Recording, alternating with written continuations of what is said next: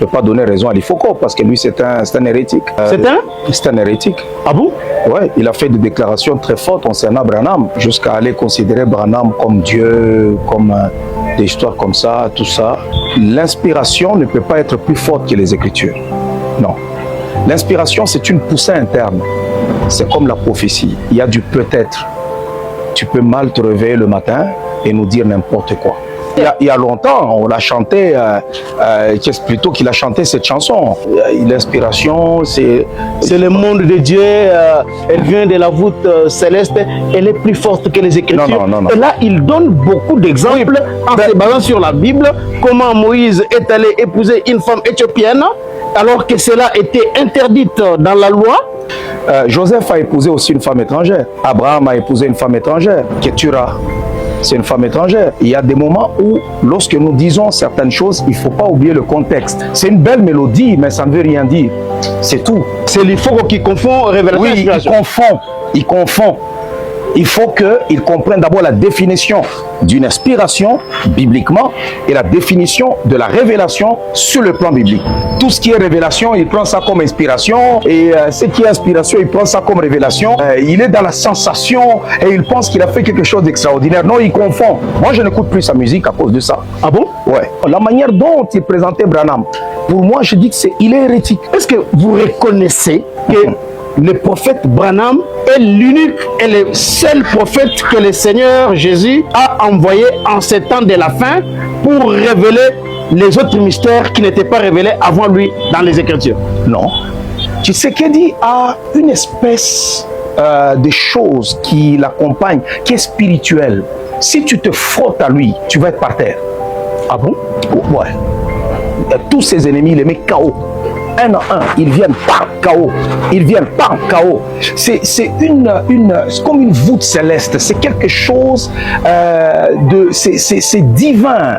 Ça vient de Dieu parce que il est président, mais il dirige avec l'huile de la corne. Ces gens en soutane là. Les catholiques? Non, pas les catholiques. Il faut faire la différence entre ces voyous de la République et les catholiques. Il y a ces voyous de la République. Oui, il y a des voyous de la République.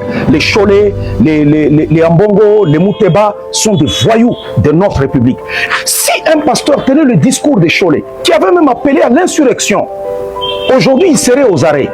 Il y a des gens qui sont arrêtés, des généraux qui sont arrêtés, des journalistes qui sont arrêtés parce qu'ils ont déplacé le langage. Mais Cholé se permet tout en temps de guerre. Tout. Est-ce qu'un intellectuel, un homme d'église, ou un homme d'État peut-il tenir le discours que tiennent ces bandits-là qui se promènent partout, qui vont voir Kagame et qui circulent au nom du M23? Ah, écoutez, c'est le monde à l'envers. Mais ce qui se passe ici avec ces gens-là, qu'ils pensent que nous, Congolais, nous sommes naïfs. Quand Tshisekedi ne réagit pas dans une affaire, c'est que ce qui va arriver va être très fort. De ce côté-là, je fais confiance à mon président. L'État puisse arrêter le cardinal Ambongo, Monseigneur Cholé, Monseigneur Mouteba? C'est ce que vous voulez? Ouais, mais si John Chibangu, si Chiwewe, si tous les autres là-bas, les gars, vont être arrêtés et eux, le dialogue en temps de guerre, je pense que les politiciens congolais sont des gens mauvais, méchants et immatures. Vous voulez un dialogue en temps de guerre? Si on nous prenait l'Est de notre pays, on va faire le dialogue comment? Ça veut dire que si on se met autour de la table... Envie de se préparer pour 2028, parce qu'aujourd'hui, là, on est en 2026, il reste 2 ans. Vous voulez parler élection pendant que vous êtes en guerre? Je comprends pas ce... En tout cas, ça, moi, ça me dépasse. Le problème au Congo, c'est que tout le monde est devenu président. Tout le monde. J'ai jamais vu ça.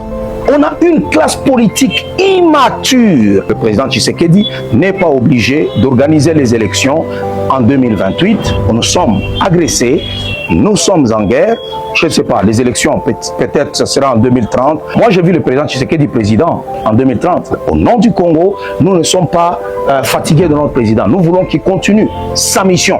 Tous les Congolais sont d'accord que le président Tshisekedi, maintenant, il n'a plus un mandat. Nous lui avons donné une mission. Il est en mission.